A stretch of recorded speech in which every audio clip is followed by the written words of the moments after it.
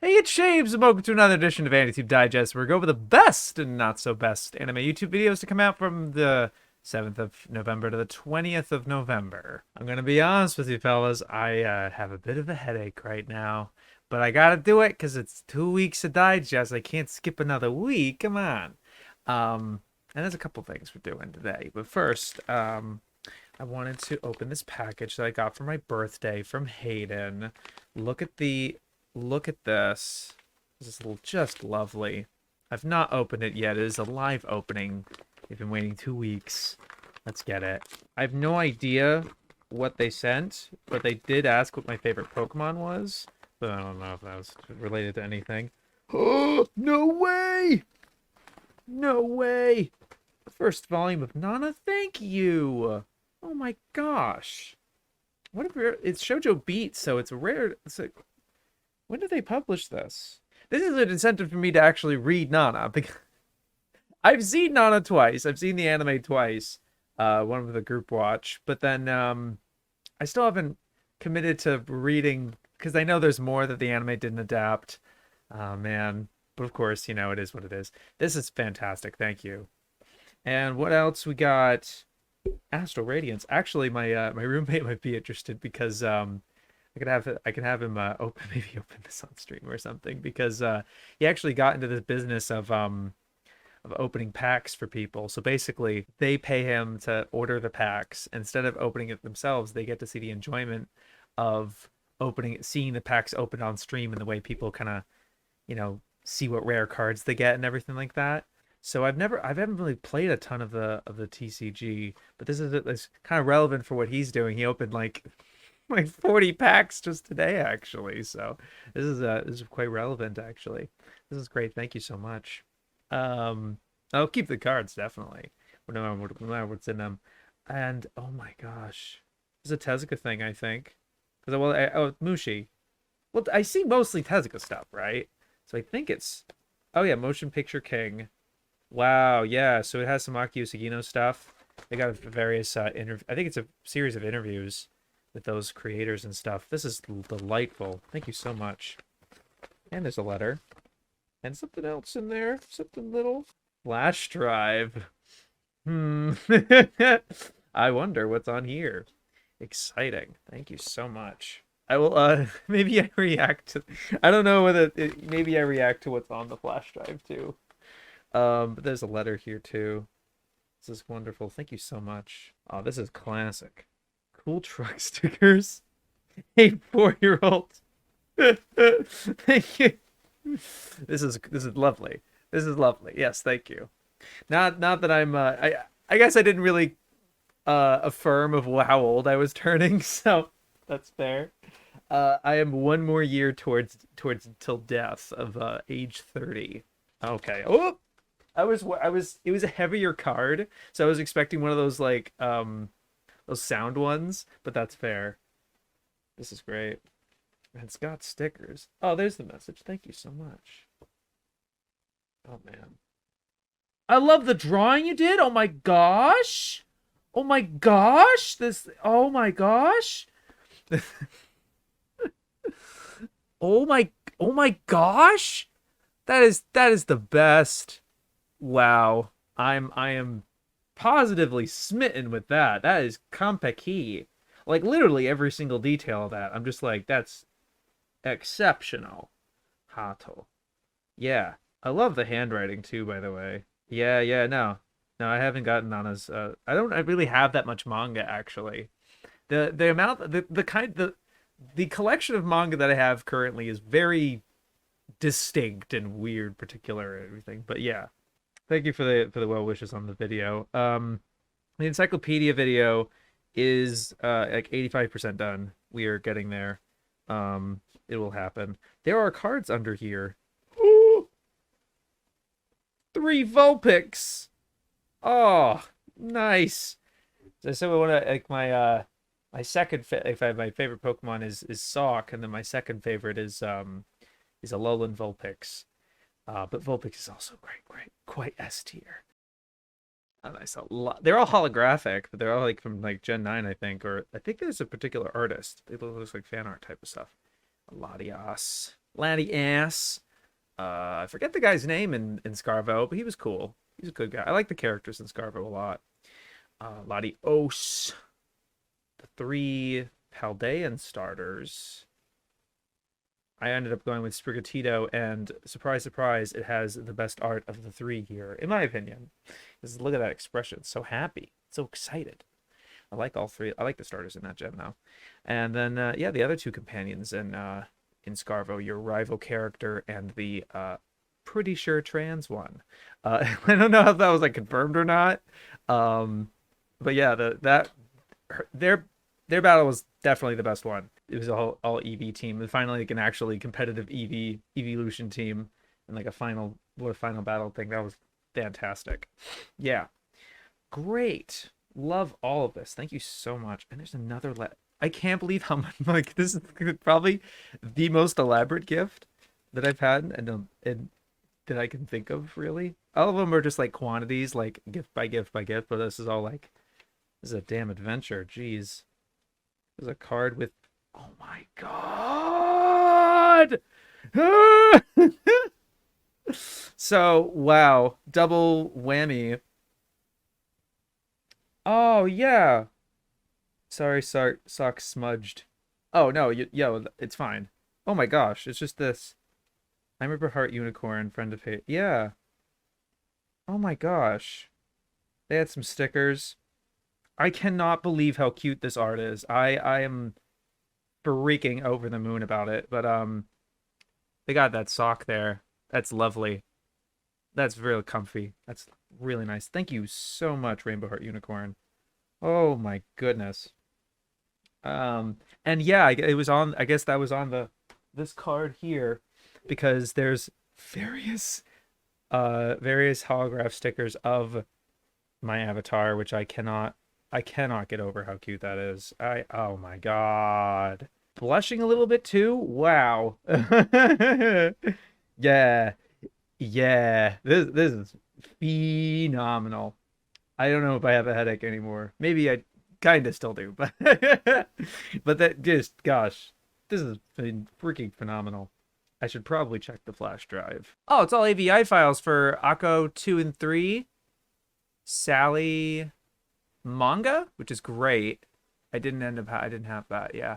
And useful interviews. Oh, like Oda interviews? Oh my gosh, thank you. What the heck? Thank you so much. There's the hosted interview, and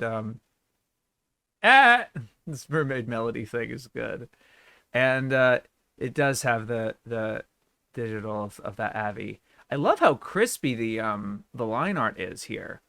It's so I love that. Gosh. And the color on that is great too, of course. Goodness, thank you so much. This is wonderful. Thank you, thank you, thank you. Oh my God. Well, now that's not getting outdone, really. Gosh, thank you guys. Thank you so much, Hayden. Seriously. Okay. And that, so let's move on to let's get on with digest then. And we're gonna start with a reaction video to MathWiz's Naruto AMV. You know, I'm gonna check out a Naruto AMV made by MathWiz. Are you kidding? And my camera's in a different place now because I moved my setup around just to change things up, maybe to change my posture, but I don't think that's gonna happen because I already found my body already contorted in ways to like yeah, it's gonna take a while. But anyway, it is where it is. The camera's right here where it is, and we're gonna check that. And I also realized, like, obviously, yeah, we're gonna talk about this on Digest, but then I was like, you know, I feel like my commentary with AMVs are better when I see the AMV in question, or when I'm in the, and before, instead of after the fact, basically. Yeah, so we're gonna check it out. I love the synchronicity in this so far, and you're keeping the aspect ratios all the same. Good opacity choices too. Really propulsive. Yeah. Yeah. Oh.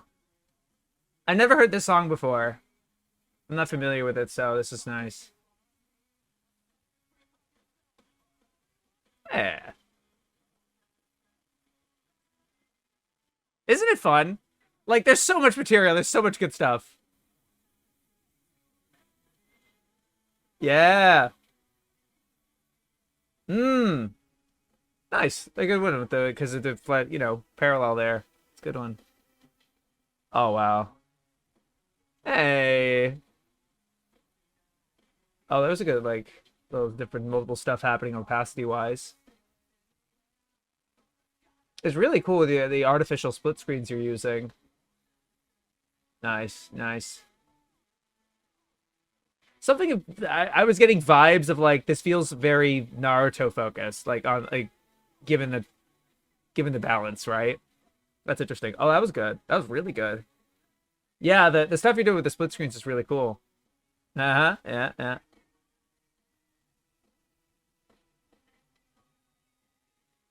All right. I didn't use too much of the kaiju fight in my stuff, so this is nice. It's really well timed. Really, really well timed. Yeah, yeah, yeah, yeah, yeah. Oh, it's really well timed. I love the difference between cutting with the beat and also animation beat timing. It's good, really good synchronization. Ba ba ba ba. Yeah. Ooh, there's like I think it was like a flash thing. Oh, that first time I'm gonna do that. I think there was like a little flash of like like a dip to white or something. Ooh, no, it just looked that way. That's cool. Oh, okay, kind of fun.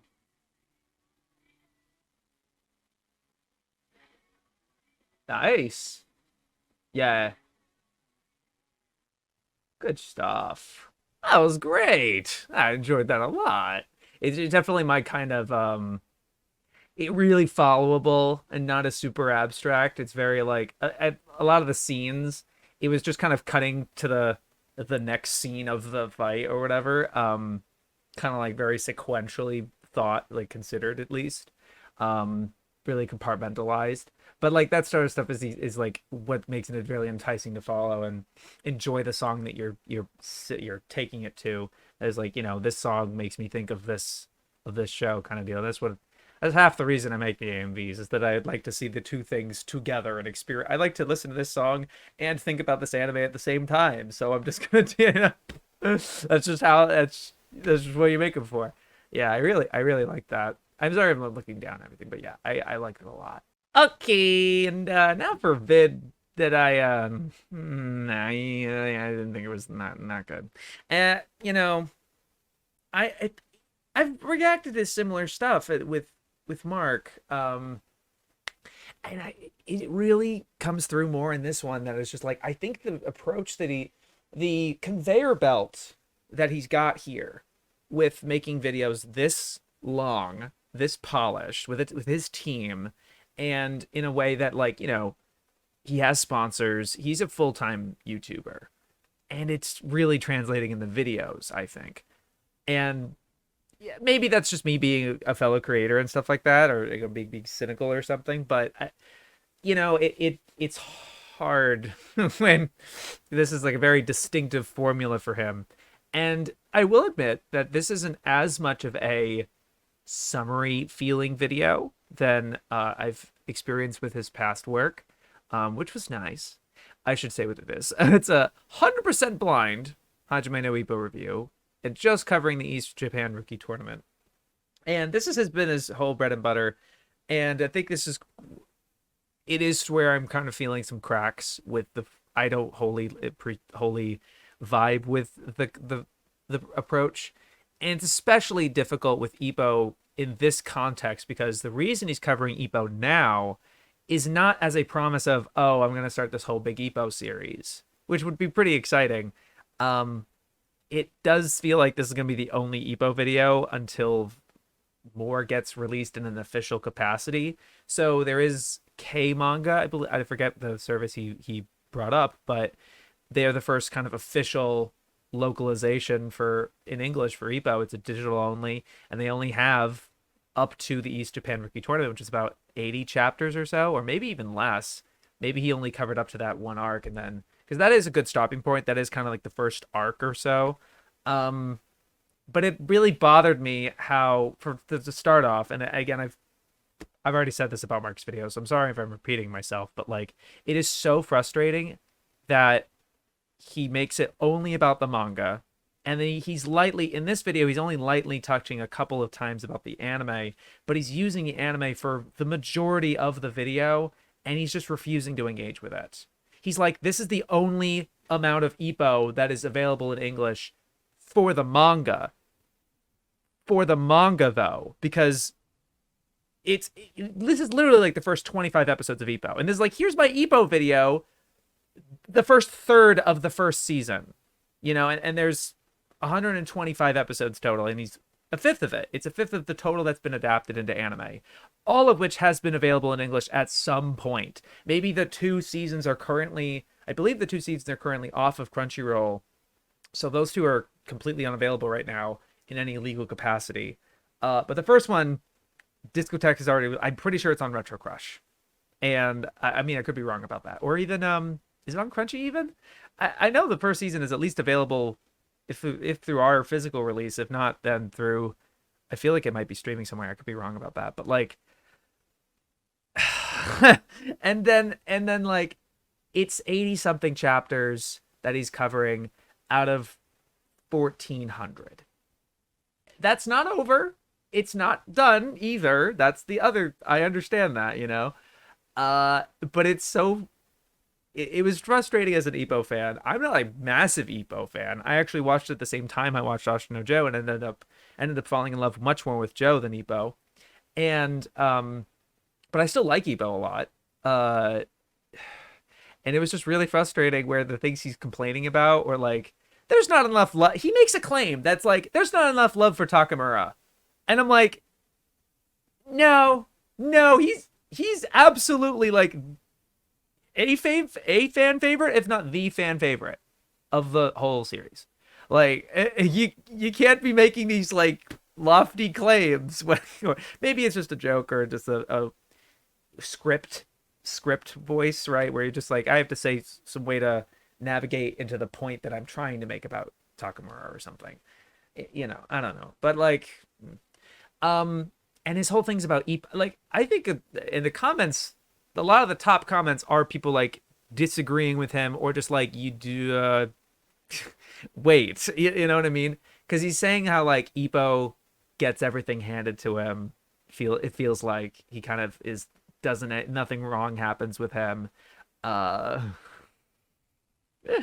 And yeah, sure, in the first 25 episodes of 125, that's just what's been adapted. I don't even know how many chapters that is. Probably like 200, 300 out of the 1,400 chapters.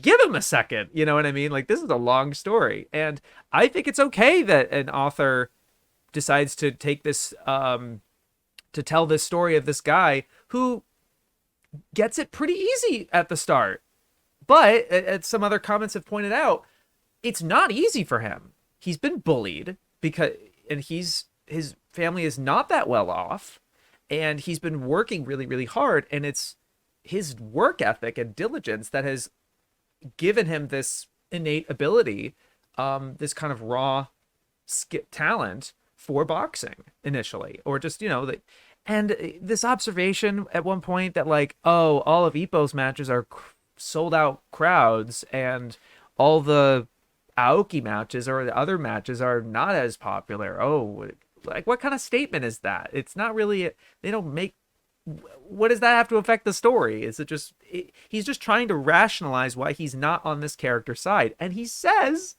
that like the anime does a better job of being you more in Ippo's corner. It's like, oh, maybe if I watched the anime, I would have had it. Yeah, huh? Funny that. It's, yeah, I don't know. Maybe that's unfair of me. Although to be fair, I don't even know how many Ippo fans can say that like they only touched the manga. I feel like a lot of Western fans. I don't want to speak for everybody, but it feels like the majority. I can't imagine a minority. Like probably a lot of people who first got into Ippo got into it with the anime, right? And maybe that's why they do be on his side. And then like is complaining about how like I'm not sure who I'm supposed to root for here. And I'm like, yeah, that's the interesting part, because one's the protagonist and one has a lot of sympathy and a lot of development to them. That's really interesting that like George is able to he's able to like humanize both the characters and make you want to, so, and that's going to happen even more later on down the line when he fleshes out certain characters so much that a fight that's not with Ippo, that's between two opponents that he's fought before, they fight each other, and that's just as compelling, if not more compelling, in some places, you know, than other fights that Ippo has, you know. And I don't know,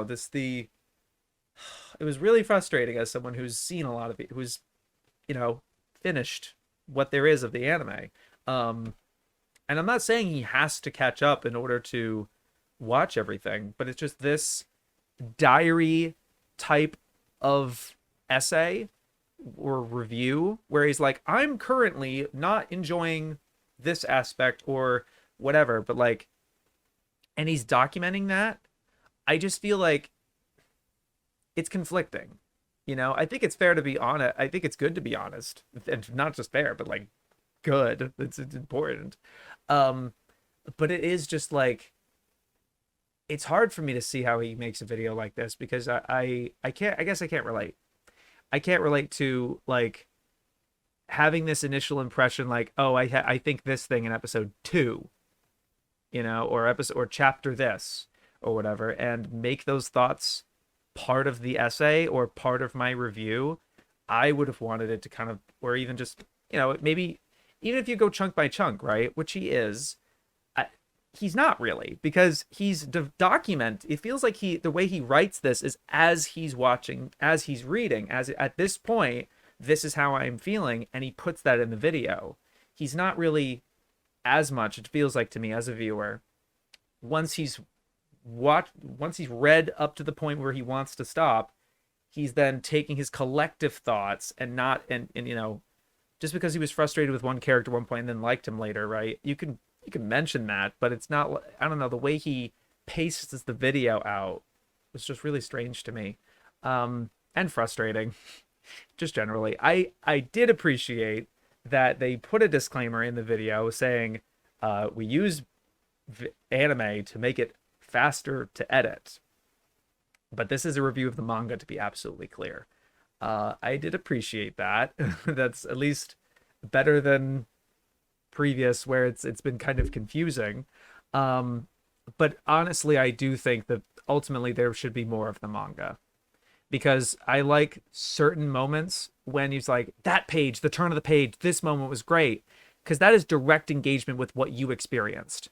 But then there's other moments in the video where he's like, oh, and that moment was great, but it's from the anime. And now there's a blurring. There was like, wait, but like, how much of that is the direction or the animation or something that the anime added or, you know, adapted versus what you actually experienced? You know, you should show what you experienced and not just like a proxy that's easier to edit. You know, yeah, like putting the manga on the screen, like a screenshot of the cover would be easier to edit, but would that make it for an effective video? No. No, I mean, it kind of, sure, maybe. And look, this is coming from a guy who is currently making a video that is really difficult to find visuals for, because I'm talking about a book. And so I'm constantly bringing up screenshots, and I'm kind of using unrelated footage just as like filler, really. And it's challenging, but I want to get the video out. And that's the limit of creativity, right? And I totally feel that for Mark. I mean, geez, this was 9 days ago. This was last week's video. This week's video was a start of a review for Yu Yu Hakusho. I'm surprised. First of all, that's really exciting, because I'm incredible he hadn't even seen or read Yu Yu Hakusho yet. Wow. But yeah, that's exciting. That's really great. But that's the pace at which he's putting this stuff out, because got to put a video out every week. so that the YouTube momentum keeps growing, so that food can be put on the table. I like at least that Mark is super transparent about that. And maybe that was more transparent one because of the whole Toei thing that happened to him. And it's just more synonymous with him now. There was like, hey, I have a lot of people helping me, and the thumbnail artists and et cetera, et cetera. Um, that's all fair. But yeah, I think the production line, the thing I started with this talking review of his review of his review, yeah, is just that like it's all the more transparent that this is a assembly line, that you only have so much time to go through the material one time, write your thoughts as it's happening, congeal those together, send the script off, and then work on the next one while the other one is being edited in such a admittedly gorgeous way. Every time the manga shows up, it looks great. There's AMV sections in this video. I'm not really complaining about the video edit itself. It's just more of the conceptual, and it's just based on the time limit that they have. They're obviously choosing manga that have anime adaptations that they can use. Are you gonna talk about I don't know, Vagabond? I don't know, maybe he has at some point in his channel. I know it's seinen, not shonen. He's focusing mainly on shonen, I guess. But you know what I mean? When are you gonna run? What's gonna happen when you run into that situation, right? It's like, so it's just more transparent, I guess, and it was just disappointing to see in this context because so much of his analysis and material, the substance, and him. I'm happy that Ippo gets this platform because he's a massive platform. He's a bigger YouTuber. It just means hopefully more people get interested in Ippo. But it's and another thing too. I'm like, kind of the way he talked about like he was, I don't know. I guess blackface is an issue. It's just not, it was not a good joke. No, I'm not really defending that sort of thing. But like, if the representation of Jason in Ippo bothered him because they were like too nice, or just like had because they compliment his genes or something like that, or like acknowledge his race, I guess. If he had to like that depiction, don't read Joe. You know what I mean? And him being a boxing fan too, I just that worries me as much, and which sucks because like Joe's my favorite anime.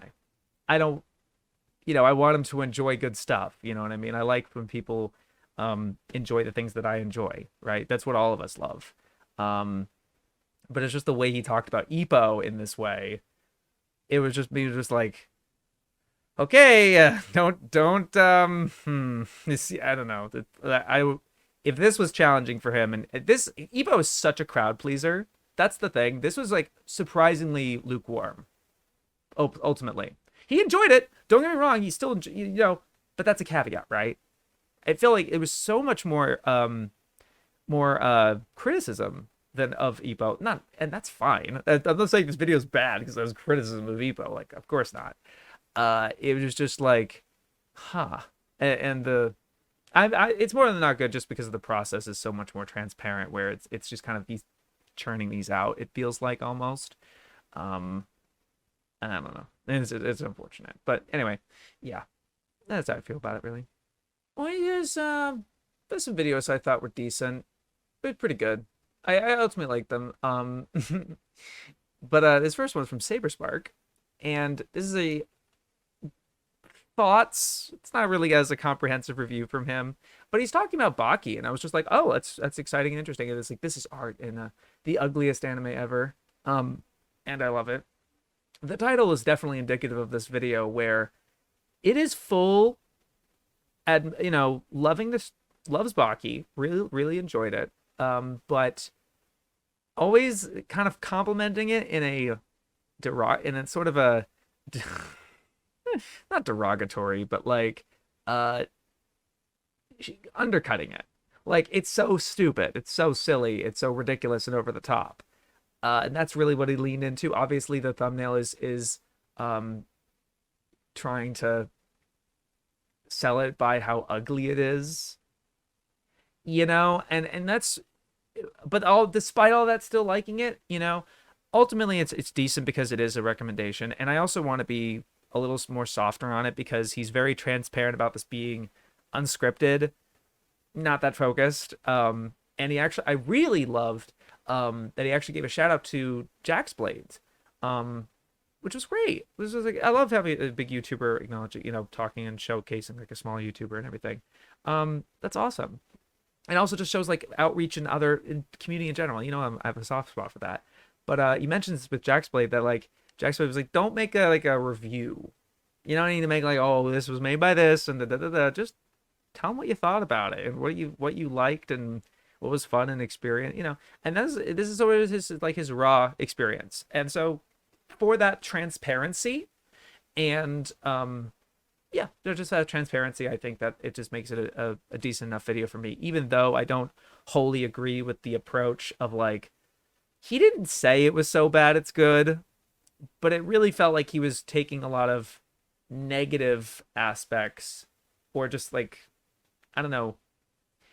The compliments was weird. There is ways to give praise in a kind of like underhanded or like not as impactful or encouraging way, I guess. And this it felt kind of the case with this too, for me. But I'm happy this was like a good thing for him. Like he was like feeling kind of burnt out, I guess, or something, and it was just something to like turn his brain off and enjoy.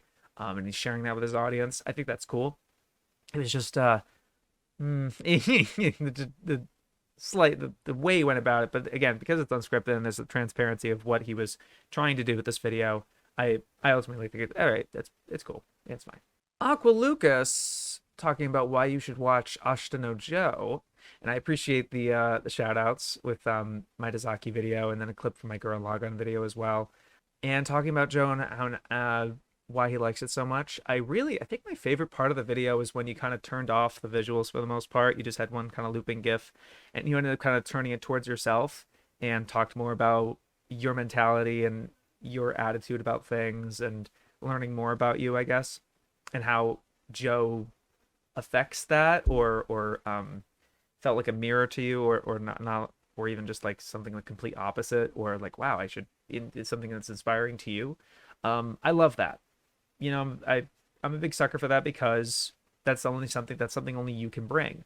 This is conceptually, this is a fairly generic type of video where you're just like, yeah, this is Joe, here's why you should watch it. And really, realistically, the majority of people who are going to watch this video are people who have already seen Joe and already agree with you. So it's sort of like, what approach do you take? What's your own spin on it, basically. And I think you have an awareness of this because you show various clips, including from my video, of people talking about Joe and what that means and everything, or its relation to masculinity. Although it was great that you actually had like this kind of like, not to get to political point about like, it's a really good thing for masculinity or just for guys in this climate culturally where we're not really sure what to do with our masculinity because it's being challenged or taken advantage of by nefarious actors, etc. So all these points are just very originally unique, and also the choice to not even dabble into the fights or opponents was different. I think that was really interesting. My one gripe, my one issue is don't skip episodes. I can understand skipping out, not saying that you skipped episodes, but you recommend people that skip episodes in the beginning of the video, and you caveat it at the very beginning with like, yeah, it looks old, yeah, yeah, and it's like, don't, come on, it's not it's not a good first step, and that's really important for a YouTube video because, not to be like, algorithm brain or something like that, but like, I think it's true that with YouTube and with specifically YouTube, I think every viewer you have to assume they have one foot out the door. They clicked on your video, and that's a miracle in and of itself because they're inundated with hundreds and hundreds and hundreds and hundreds of videos they could watch or search or be on another site entirely. So to click on your video is rare. for how many times YouTube shows it off to people. And you want to take advantage of that. They gave you a chance, and the first minute, 30 seconds to a minute, that is you having to convince people to stick around. That's when the majority of people fall off from retention and stuff like that. I'm not trying to be like, oh, you should what's this or whatever, but it's just something I've been trying to keep in mind, because yeah, I want to value the audience's time and reward them for choosing my video, I guess, if that makes sense. Obviously not every YouTuber plays by those rules, because they don't really have to, because they've gotten their momentum and they have their established audience, and they don't, but it's weird. Like a lot of the mid-tier YouTubers don't necessarily have to feel that way, but the smaller YouTubers absolutely do, because of how saturated this platform is. And the bigger YouTubers do, because they're at the highest possible level and they're competing to remain at that high level, like a high level athlete or something. So they have to worry about it a lot. I think everybody should consider it, but yeah, it's interesting. There are some people that don't really think about that in those terms at all, and they're perfectly fine. But those are those creators, right? If you're just getting started in YouTube, if you want to do well, if I'd pay more attention to the beginning, I'd say. But I guess my gripe about, you said episodes 37 through 39. And at first I thought you meant Joe 1. And I'm like, skip the wolf fight? Are you kidding? Like, why? What? No. Like it was bizarre. And I'm like, what? Because like he beats the shit out of the kids, and that's his move. Like, that's a bad thing that Wolf did, and that's, one top of many reasons of coming from Joe's position and everything like that. But the Wolf fight is extremely important. And I'm like, but Joe, does it mean Joe 2? Yeah, he definitely means Joe 2 with the Harry Mouse stuff, which I was alluding to earlier with Mark, with if he has problems with fucking Jason. I get it. Yeah, it's not a good look. And I've mentioned it in Twitter, and I kind of regret it, because I don't like promising videos, because then people expect it or whatever, and I never do them. I don't know when I'd ever get to doing this, but you know what, I do kind of know a way, but it won't be for a while.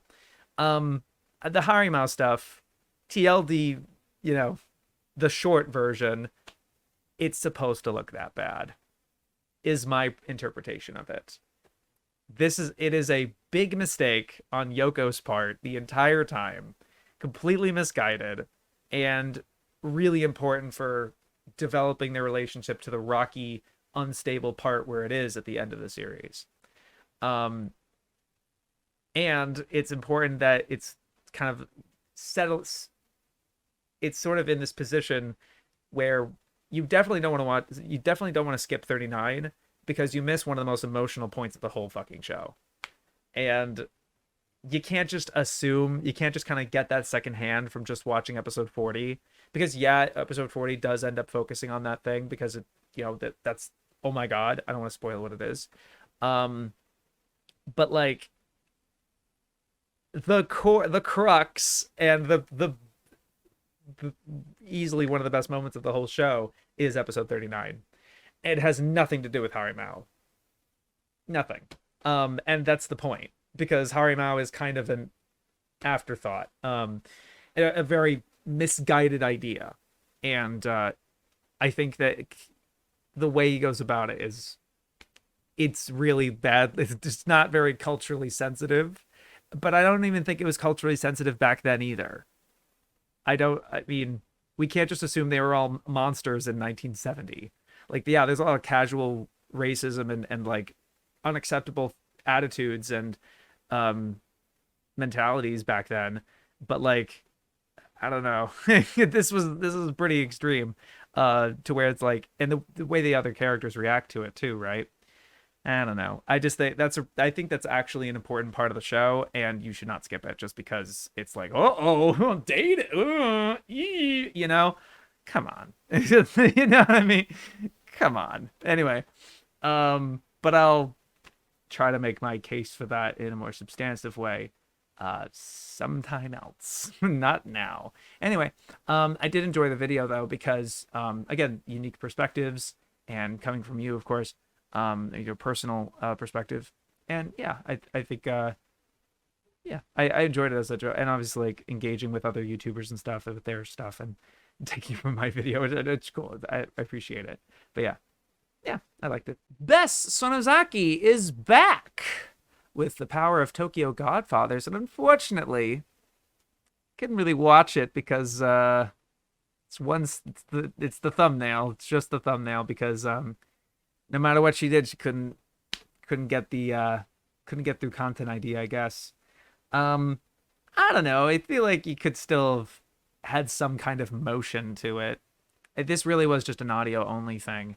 But like a lot of the things that you end up talking about are the situation of homelessness in Britain, and things like that. And so you think of like Sean, like the YouTuber, Sean, I think he has like the skull for a profile. His videos largely are one background, and he's been doing that for a long time. He's updated the background over time, but it's always been one image.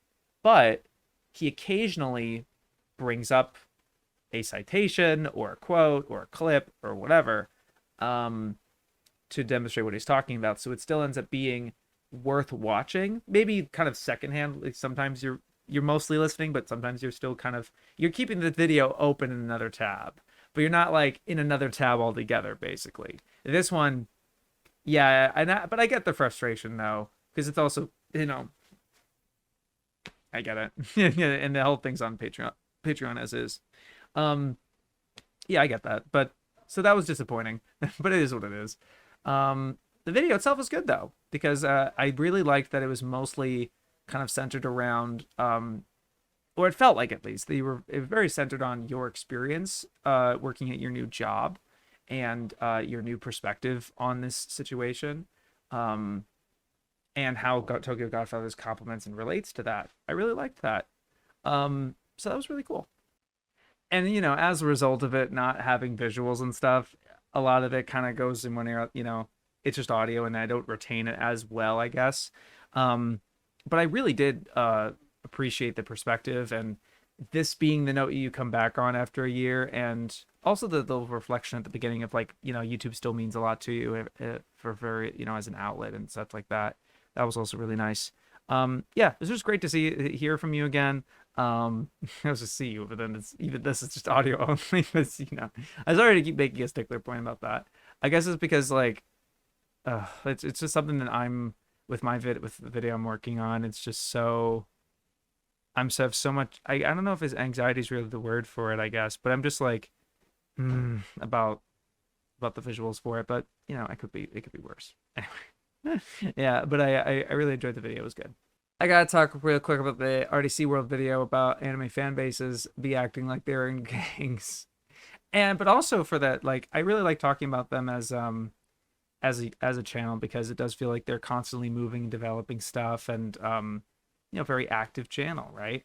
And this is like, I don't know if this is their first installment of this kind of series, but this is labeled under RDC TV, which they've been making videos, as Mark says, they've been making videos for 10 years. So a lot of it is like on the cutting room floor. A lot of it is skits that they filmed that maybe they didn't get in time, weren't as relevant, or they didn't come out as well as they wanted to, or for whatever reason. So this feels like kind of like this is a compilation of skits. The first one is the one that's kind of the new skit, that's kind of the flashy one that's on the thumb. And there is one more. It's like 3 vignettes, but 2 of them were the ones posted on Twitter that I initially saw that were really funny. And then there's a third one. So the first one is 2 JJK fans, and they all represented by like what's on their t-shirt and stuff. They got 2 JJK fans and some Naruto fans pull up in a van, and they kind of spook them. Top 5, whatever. And the other one that was posted on Twitter was Attack on Titan fans being like, we have to see if you're a true Attack on Titan fan. We've captured this One Piece fan who hasn't caught up to One Piece yet, and it's like, you must spoil what happens to Luffy's brother.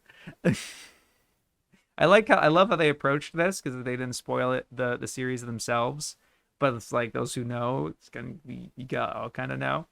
And I felt it was funny too. I think my favorite part of that part was they were like, oh, he's on episode 200. He's like, oh, because then as a One Piece fan, like, you remember kind of where that is in the series of how far in that is. Um, but yeah, it's like, oh man. um, but it was fun, and I don't know, the idea here of like using a new skit to way to kind of ferry in other skits, or kind of like a Vine compilation almost felt like. Um, they have like the description at the beginning before they jump into the skit itself. The rest of the skits I didn't have as much of attachment to, only because they're not anime, I guess. But I mean, I feel like I could have. I feel like I've laughed at some of their other basketball related skits that were really funny, of the kind of over exaggeration and everything. Um, but with this compilation in particular, seeing them one after another, maybe it was just obviously this assortment that just happened to end up that kind of look this way. But it was more obvious to me in this assortment of videos that Mark really is kind of the star or the ringleader of sorts. I think every single skit that this in this video, he was the dominant character. He was kind of the one that the camera most focused on, the one doing having all kind of the best lines, and obviously the rest of his friends are really great performers too, and I really like seeing them act as well. That's why I like Anime House so much, is that one definitely has way more of a balance of everyone in the cast. And I have to tell you that the more I watch them, it feels more and more like Monty Python, where I really miss this kind of idea of a comedy troupe, where it's just like having this person have a chance to say, or kind of like SNL maybe, even where like an ensemble cast. But it feels even more like Monty Python in this instance, because it feels like it's really just that small pool. Um, yeah, and I don't know. Yeah, I really like the thing they have going here. It's just more and more this felt like, wow, it's really, how much of this is Mark coming up with ideas, and then how much of it is Mark, because it's like, if it's Mark coming up with all the ideas, then it's like it's him. How much of it is him pulling in this, the group balance is something to notice, I think, because I mean, if they're good, they're good, right? But it is something, a point of potential concern, where it's like, oh, I'd hope that Mark might not get too big for his bridge, tries to depart, or see, whatever. Or there's frustration with the group or something like that. But it doesn't feel like anyone has that kind of ego. Obviously, I can't tell just from the fucking scripts or whatever, from scripted content. You never want to make assumptions like that. But I mean, I'm hoping it's going well. It seems like things are moving in a pretty good pace and everything. They're doing more of those short films, I think I've mentioned. But yeah, it's always good to keep a track on them. Yeah, it's nice. So after the writer's strike and actors strike have completed, Rogers Base was able to upload some of his One Piece live action content, including his behind the scenes live action set visit. But I decided to put in Reagan's video, not just because I think it should have more attention. I think it's just as good as Rogers. The specific thing that this one has that Rogers doesn't have, which I enjoyed both videos, don't get me wrong, is I think because Reagan's is a smaller channel, there's lower stakes, and it allows a little more candidness from Roger specifically. I love the moments, because I'm mostly a fan of Roger's Base. I'm mostly coming for his content. I've watched his weekly reactions to the chapters, and caught up on seeing some of his streams and stuff like that. But I'm not as familiar with Reagan. But so maybe it's just like, as a Rogers fan, this was great to watch, maybe. But no slight on Reagan, because I think she has great presence on camera too, and she knows good things to show and everything. I just really appreciated her putting in the video several moments where she's filming Roger filming his own video. I think that was just really cute and cheeky and fun. Because it just keeps reminding me that it's YouTube, and no other the other, seeing it from a different perspective, seeing a separate video from a different perspective. It's always just like, it's like seeing the strings, and it's just reminds you that these are people, and you're sharing an experience with these real people. I don't know, and there's something kind of really genuine and fun about that for YouTube specifically that I just really enjoy. She also has this clip in the where Matt is, and maybe this is filming for a video that Roger will post later, but it's a trivia type of thing that Matt's doing with Roger and Reagan. It's just like a little clip or whatever, but that was really fun too. But yeah, and also, and there's this other moment of like Roger talking with Reagan too. It's like, oh man, if I thought I was 12, and being kind of appearing in her vlog almost. And yeah, that sort of vlog, that's an aspect of vlogs that I just really enjoy. And yeah, I just wanted to shout this one out because this was an added perspective that I really liked and appreciated.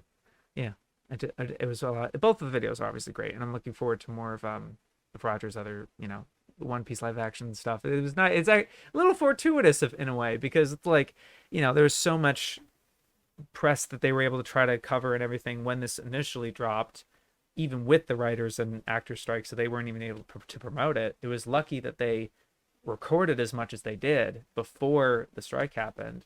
And it was just nice, like after the months had gone by, and obviously hype naturally dies down. Any new thing, the interest peaks and then it spikes, and it spikes. It never feels like a sustained, like a new thing that's constantly present or whatever. That's just how new media works these days. But I appreciate that Roger, like, this is a little fortuitous because now he's able to kind of have a research, and so it's like, yeah, the One Piece live action's great. Because I appreciate that. I don't know. It's cool. Kiko, the B-side channel. This is the first time I've talked about any of Kiko's stuff, but they're a patron of mine, and they posted their top 10 anime I want to watch in 2024. And this is both. I think. Well, technically, both of these are either I think they're, at least the Madoka one is, I think, referencing the new movie that should come out in 2024. I think. And then there might be a new UFO thing coming out 2024. I wouldn't be surprised. It keeps pumping out stuff. It keeps happening. It keeps happening. Now, but I like this. This wasn't like kind of a generic 2024 anime you could watch, whatever. Like, okay. I like that this was catered directly towards what Kiko's watching, including like, I want to finally get to Attack on Titan. I want to watch the original Gundam. I want to watch all of Dragon Ball. That's really great. Because it's a personal list and a kind of your own personal experience, and I get to learn more about you because I didn't, I like that you mentioned that you actually started watching pretty regularly since like 2009, and that gives me a frame of reference, like, oh, okay, they've been around, yeah. And also just like your focus on idol stuff. There's several anime in this that I had no idea about. A lot of them are idol anime, and that is a severe. I have made a severe lapse in my judgment. A severe hole for my watching palette. So it was really interesting learning about Bang Dream and some of these other things. And not that you were trying to make this like, informative, this is by Akira Toriyama, guys, or anything like that. I appreciate that you just really talking, shooting straight of just like just being direct about what interests you about these shows in particular, right? And what you're interested in. There weren't much in the way of visuals because all it was you pacing back and forth in this spot of the park in New York City, I guess. You say at the beginning what it is, but I like the start of the video too. It was very frenetic, and I like the kind of the humor there. That was a good way to start the video. But then yeah, the format was pretty straightforward. But there wasn't as much in the way of visuals besides like the thing you would see. So it was hard for me to fully pay attention and commit to the whole thing. Obviously I still did, and paid attention when it was like, all right, number 2 is this title or whatever. But I think the visual wasn't as enriching or engrossing for me to really focus on, so that your message can get across to me. And that's what's really worrying me about my video, because it's like, oh my god, I hope these visuals are consistently interesting to be like, oh, it's worth watching the video, so that so I know, because I know that is what will stick the message in people's heads, I guess. Yeah, but I like the approach. It was interesting. It was nice. All right, and now what I thought were the best videos of the week. When I thought, you know, that's a great video. It's a great video. And the first one, I have to give it a shout out at the beginning. I could just put this as the best video of that week of this whole digest probably, because it's just what I do on a bigger scale. Lextorias with 100 YouTubers you should watch. Congratulations on 100,000 subscribers. That's unbelievable. It's just incredible. And I hope here's to further success, because you know, I want to start again. It was like you didn't start that long ago, I don't think. Maybe I'm wrong. A year ago. At least maybe you have some unlisted videos, maybe. But like really, really quick shoot up, you know what I mean? And literally just 27 videos too. It's just incredible. So I just mean, it's just the start. And so I'm hoping you keep it going, because I can imagine when not to call anyone out, okay, but when you get to this milestone, it's very easy just to like, oh, now what, you know?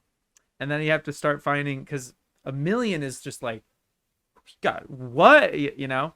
But it is just like constantly reinventing, and I just hope you keep enjoying making what you make. You know, that's all I can say. And you know me, I won't agree with all of it. But like, obviously I'm bringing this up because not just, but the principle and conceit is amazing, and it's just something I love. And something I always want to champion is just talking about other YouTubers in this space and celebrating them, especially just like, you know, share. It feels like sharing your accomplishment, basically. It was like, hey, I'm this big. I want to be able to kind of give this platform to everyone else. And you know, this video isn't doing amazing, but fuck it, you know. But I still think it's just fantastic. I really appreciate it. You're just shouting out not just my main channel, but even this channel, which was just, you know, you double dipping, and you only had 100 spots, and they made, I think I took up 2 spots, and that's just really flattering, seriously.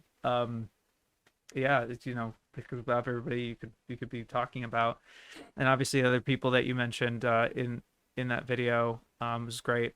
And I'm only putting it here because it's 2.5 hours, and I didn't watch all of it because you know, it's already this late, you know, but I obviously still want to give massive props and shout outs. And also you literally just uploaded another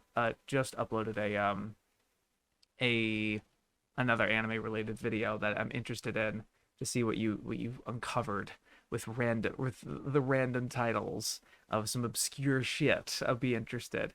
But you know, like you need some anime recs that you don't need to rely on a wheel to, you know, let me know.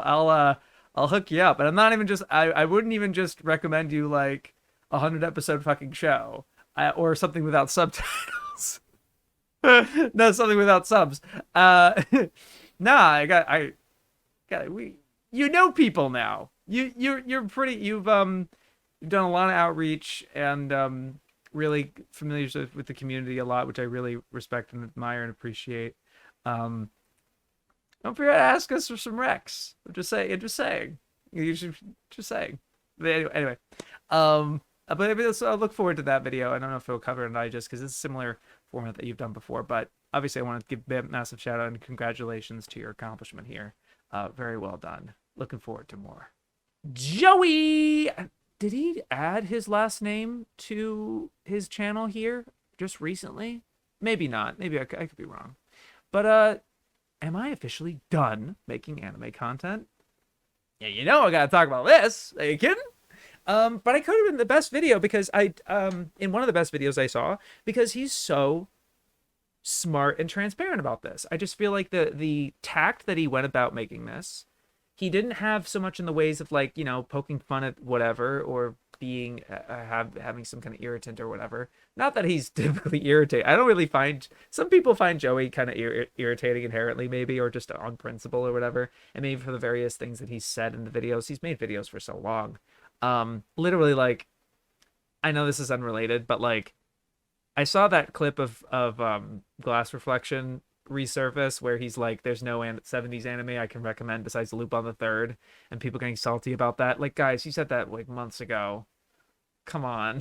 Anyway, like, why do you have to bring that up? Like, it, and we all made a stink about it, and he's wrong. But okay, like, but think about the point that he's trying to make. Anyway, so I get it. People are always gonna feel this way about whatever. But no, I've just really liked his stuff, and I talked about his Ava vid recently, that I guess didn't do that well. But for his standards, 147K, I'd like that. I'm just saying, no, I get it, I do get it. But this, yeah, I just really like the transparency here, and that like his reasoning for it, where the answer to give it away. In case you don't want to watch this video, I think you should, because I like how he approaches things here.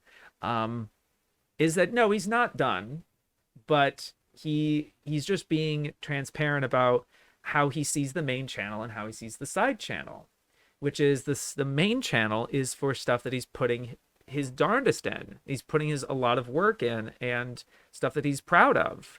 And the side channel is stuff that he wants to make, but like, yeah, it's not like, it's just a thing, maybe talk about some news piece or whatever. Like in a couple years ago, a lot of the second channel videos might have been on the main channel, because that's just what he used to do. But now it feels like kind of a reshifting of focus. And maybe I'm wrong to assume that, like, oh, maybe, but it feels like a lot of the second channel videos could have been a main channel video back then, but he has a different focus on it now. And I think it's a perfectly good reason. I think that's perfectly good reasoning. I do feel similarly about my own two channels here, where I feel like I can talk casually about something, but main channel, it's like, that's a special one. You know what I mean? I get that. I get that completely. And this idea where it's like, no, I'm not done with anime content, but he has hit a ceiling creatively with anime content. Fair. I think a lot of people have, to be honest with you. Because, there's, especially as more people get in the game, there starts to be, they're covering a lot of holes. And I appreciated what Joey said. There's a humility to what he said. Of course I'm going to mention it because, well, and I'm not implying anything, I guess. Maybe I was just then. No, I wasn't really thinking this way, but obviously it's hard not to think this. But he says this is like, that I've hit a ceiling personally, and he thinks there are other people who are much better at that kind of content than he is. And he's good at what he's good at, which yes, because he's a very multi-talented person. I think just talking about anime in the way that he has doesn't incorporate his sense of design and style, his taste, his not just for anime, but for general his trash taste, I guess. But I just mean like with his clothing, his music, his interest in other material besides anime, for other things, for Japan, of course. His dual link, like his being able to speak in two languages fluently, that's a skill that he has that not many anime YouTubers have, and just not many YouTubers have, really, to his level at least. And he has the resource, he's accumulated the success that he's had, and he's so talented in all these different ways that I can understand the anime is like, how do I, and he's trying to think of ways he's still thinking of it, and it's not completely done, but he's just looking at like a step up, and he doesn't want to just make an anime video or make an anime review, or what does he do with anime, right? And I get it, because I did watch Gigik's latest video on Attack on Titan, and it does feel fairly samey. I didn't have much to say about it, because it wasn't like he was really doing anything that different or that challenging. Not like he has to, but like I talked about Gigik, where like I like that he's pushing boundaries and doing different stuff in other different ways, in different places. He doesn't have to do that all the time, every single time. But I can see where Joey might be coming from when given that perspective, where it's like it's just it's an Attack on Titan video to do it, because it's like, oh, it ended. That's a big deal. I should make a video on that kind of deal, right? He's kind of out of that game, I think, and that makes sense. And he has the platform and the freedom now to challenge himself and to not need to make that sort of video where it's like, oh, that's relevant, I need to make that, you know what I mean? And he should enjoy that freedom, because it's like that bell curve with, I don't know if YouTube I don't know if this is really applicable really, but I feel like I kind of got this from Quinton reviews a little bit, where the bell curve with YouTube, when you're a small channel, you could make pretty much anything. You can throw any tomatoes at the wall, see what sticks, and you don't have that much consequence. Or, if your views tank or you get to a 10 out of 10, it's a small scale, and you can just get another one. It could hit really well, The middle, the bulk, this big part where a lot of YouTubers are, they have some modicum of success, but their success is kind of it's fragile. They have to keep making, and they have to keep making good videos on a regular basis and what's trendy and be relevant, because they've made this their living, and it could go away and it could stop being relevant and everything like that. And so they're constantly on this treadmill, and that's the treadmill of YouTube. And a lot of YouTubers are there right now. So the smaller YouTubers, they don't have to worry about that. But I think what I got from Quinton is like, be happy that you're that small and you can experiment. You can just do this for whatever. Yeah, you're not making that much money, or you're not getting that many views or whatever, but at least you're free. Right? In a way. Obviously, some of the YouTubers in that, I'm not trying to make this about subscribers or anything like that. It is just sort of the mentality and the stage of a YouTuber's career. But then the other side, you're at the other end. You've amassed an audience. You have momentum. You could put something out, and it will get views. That will generate revenue, significant revenue, and it doesn't really matter that much. And obviously, you don't want to make a shit video because you have standards, because you've made it, right? But it's okay if it bombs. It's okay if it, and I think Joey's at that point where he's really successful. And he can kind of, I'm not saying coast really. I was trying to say coast. He can just coast, but no, it's more like he's free again. It feels like he has the ability, but he has the standards now. He doesn't want to just put out whatever. Yeah, I don't know if I'm just talking, I don't want to speak too much for him or you're misinterpreting my point or whatever. But that's just how it felt like to me. And I really like someone that is his size is addressing this, or talking this candidly, I guess. And it was always nice to, being consistently open and transparent with his audience, right? Because it's hard to do that with YouTube, I think, because you're worried about what people will say or think. So yeah, and especially with his audience size, are you kidding? With how much the people clown on him about this whole anime man thing with this, making anime content, but he's still watching stuff. He's just not as motivated to make it. I think he should have challenged his audience. The one thing, it's not a critique or anything, but it's like, he would have a point if it's like, okay, you want me to make an anime video? What do you want me to make? Now tell me. Oh, like that? Oh, you want to be, but really, like, because he made a lot of general content. He made a lot of content that, like, a lot of people could make. And I'm not trying to downplay that. Obviously, he did it well and did it at a time that it was really good and did it on a consistent basis. There's still the work ethic there. There's still the talent there. But it's not like he has a particular series or a particular, like, what is he going to, it's just another, let's argue, another standard, like, what it is sort of like he can decide what he wants to make. But he's like, oh, he doesn't talk about anime. Yeah, but like what? Yeah, but like what would he talk about? That would be creatively challenging and fulfilling for him. I love that he's at that point, and I like that he's being transparent about that. That's where I'm getting at. Yeah. BobSamurai reviews with the Beginner's Guide to Musashi and Vagabond. Yeah. I liked that he focused really specifically on these three, the original novel, the 53-hour audiobook. Oh my God. There's this trilogy of movies which I wasn't really familiar with, but I'm familiar with the lead actor who plays him. And then Vagabond, which like I didn't really register that Vagabond. I obviously there's something historical about it, but based on a particular novel, I think that was really interesting. And I feel like this is a unique perspective. I don't know how often this has been brought up in a YouTube video, but again, I also like that Bob was being very specific because he kind of shows on screen a couple of other versions and adaptations, and he's like, nah, no, don't even need to. It's okay. I like that this felt more focused. It didn't feel as completionist. He still checked them out for the sake of it, but didn't waste his time talking about mid.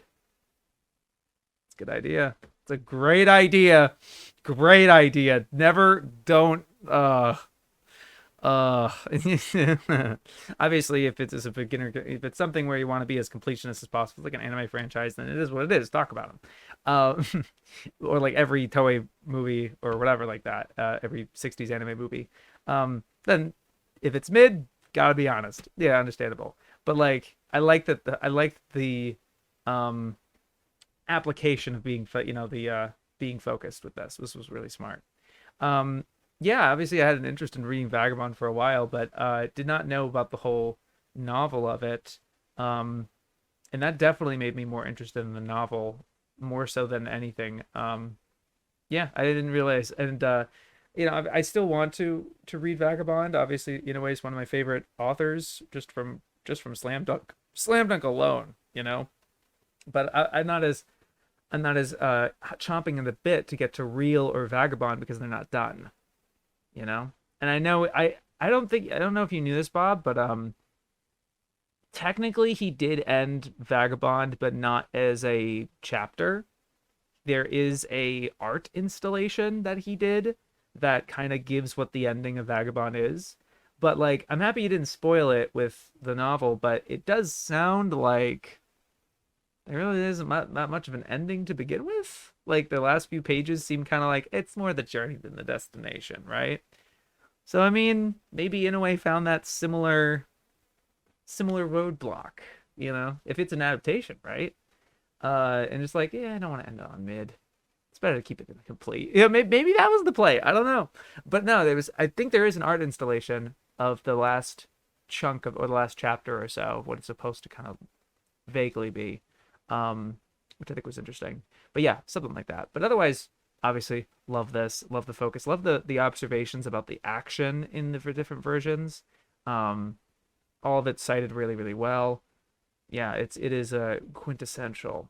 It is quintessential. But also covering this thing that is clearly important, but like I didn't fully put into focus of like, oh no, this is a whole thing. This is what it is. And I think it doesn't have as much of a, oh yeah, this of course is a thing. Because it wasn't a manga originally and so for me, or like a film originally or something, Japanese novels don't often get anything, in terms of a focus like that.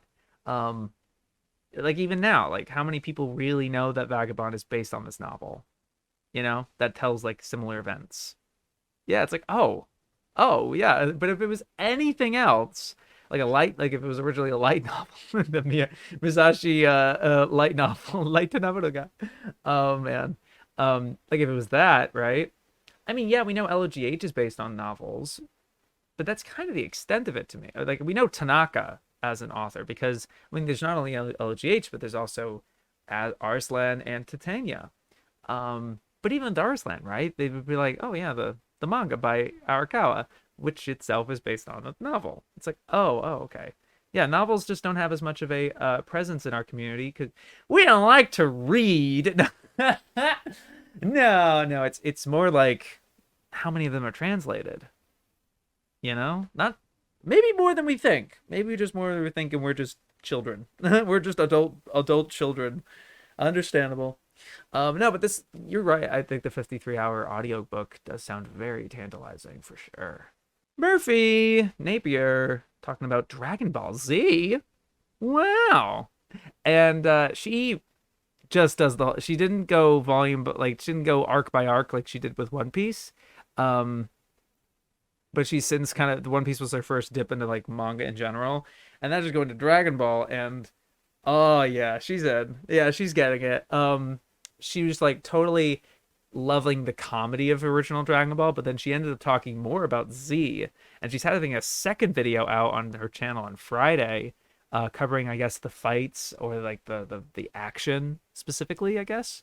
Um, yeah, but this is focusing more on like Goku, Vegeta, um, a lot of Z, and the kind of some things. She's like, I didn't. It's like I really got wrapped up in the comedy, but then I didn't expect the fights to be so good. And then I didn't expect the themes to be like, wait, there's themes, right? There's actual like substance to Dragon Ball Z. Because and she acknowledges how like the plot is very like willy-nilly, people die and come back, planets blow up, it comes back, can do a lot of different things. It's a little wacky and timey-wimey, kind of lampoons things a little bit, but really doesn't let that bog down the video at all. It doesn't give in any weird caveats, but like it's bad, but doesn't give any of that. It really is just a full like, wow, this is incredible, like and giving examples of the action pretty handedly, and evidence and everything. Still uses anime footage, even though what she didn't engage with the anime, but unlike Mark, she's on screen for most of the video. So if she uses anime, then it's just like, that's okay. That's just, it didn't bother me as much as when Mark does it, where it's mostly anime and only a little bit manga in kind of sporadic, arbitrary places. It kind of felt like Merphy was trying to do 70-80% on screen, which is how she normally makes videos, is what she's used to, because she talks about books, so she would be on screen, which would make the most sense that you're on screen for talking about a book which doesn't have visuals, so it makes sense that you would be on screen. It's really bothered that I could not do that myself. She is very talented and obviously well practiced, being able to talk about that sort of thing.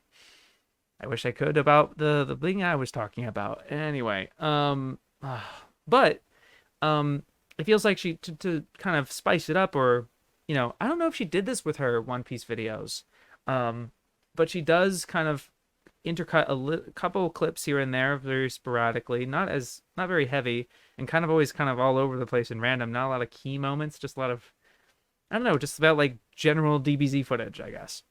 But then when showing the manga, always felt like very specific pages and specific panels and examples, which was really nice. Yeah, it was just like a better format to talk about manga, in my opinion. If you don't want to be that editing intensive with manga, which is completely understandable, I get it, because I've made manga videos. Like, it's a nightmare. I think this is a great way to do it. And Mark, and I don't have to make this about Mark, I guess, but like, Mark doesn't feel uncomfortable on screen. Oh, maybe he does, but it's not like he's hiding his face or something. We've seen his face plenty of times. Maybe because he has a similar struggle that I have, where it's trying to be articulate with a particular script, and he can't perform it with being on camera or something without with practice. There's some people that are insanely practiced at it, like Geller. My God, Jacob Geller's very jealous of what he can do. Anyway, yeah. So this was just great. I just loved how positive and upbeat she was, and eager and curious, and read the whole thing. Like, you can make multiple videos about. That's the thing. That's the other thing with Mark. I just can't with it. It's like, read the whole thing, and then if you want to break it down, videos arc by arc, fine. But read all of it first. I don't know. It's just frustrating to me. I get it. We just want to see his, but it's not a reaction though. It's sort of just because like we're not seeing his reaction, because he's reading it and then he's telling, I reacted to this thing. Yeah, how? I'm sorry, I'm complaining about Mark again suddenly. Sorry. It's just frustrating format. But this is a great format because she read all of it, and on the camera, great examples, great passion, enthusiasm, great observations. I really like the things she's talking about with her analysis of Goku and Vegeta and stuff like that. Without it being like trying to top anyone else or anything. It felt really great. It was just really, really great. Loved it. And it's so funny. What I'm gonna give best video of the week is also a Dragon Ball video. Dragon Ball Saisen, the animated manga, 2-minute. It's less than 2 minutes because there's credits and stuff like that. It's very short, by Eduardo Quintana. And dude is, look, I don't want to call it like amateur anime legit, but like the dude worked on like Klaus. The dude has a demo reel on his channel that's just like, yeah, major motion pictures, several of them. Like pretty damn up there. And I think this is the first anime related thing that he's made, or at least anime, Japanese manga / anime related thing. It's hard to say anime really because it doesn't feel as there's obviously clips of Masako Nozawa's performance in this, but the reason it's called the animated manga is he really does keep to it's as if Toriyama's manga comes to life type of deal, where the action is so transparent and fluid in the manga panels themselves that he just kind of keeps to that. And there's paneling and very clear action, speed lines, all black and white. Although it's not black and white. It's more like a really soft brown and light brown, which is, easier on the eyes, I get, yeah, and it even had, but what was nice, it wasn't just like a flex. It wasn't just like an animation showcase. I like that it was a little story. It was sort of like almost like a Kisho Tenketsu of Broly overcoming his rage mode and actually becoming a Super Saiyan, a cognizant Super Saiyan, which is something like Goku would want, right? I haven't even seen Dragon Ball Broly, Super Broly, or the original thing. But I'm familiar with what I would assume with Broly, with him going berserk mode, and what I know about Goku wanting a fair fight and kind of a, someone at their best. And seeing him smile once like Broly achieves that like kind of sentience, or he's gaining control of his form without being in a berserk mode or whatever. Goku's happy about that because like, yeah, now you actually might be a challenge because you have, it's not that he wasn't a challenge already, but it was just like he was excited about that. And there's a little story like that, and I don't know if it was ever. I don't think it's necessarily an adaptation of something. Maybe it is. I don't think so though. But it was just a really neat little story. Really, really quick, obviously, but really well animated and incredible credentials. And yeah, just lovely. I just want to give that the best one because it was just like, fuck yeah, dude. I was just like, I just want more animation like that where it's not just like a cool Sakuga thing, but like actually tells like a little story. And wait a minute. Obviously, the other very, very super popular Dragon Ball animation did that. It kind of reinterpreted the characters and did all this stuff. And that was its own sort of impressive. But to do that in under 2 minutes, pretty cool. I don't know. I'm just saying. That's pretty epic. I'm just saying. Yeah. All right, that'll do it for this installment of AniTube Digest. Thank you so much for watching. You guys are great. You have a great week. Yeah, peace.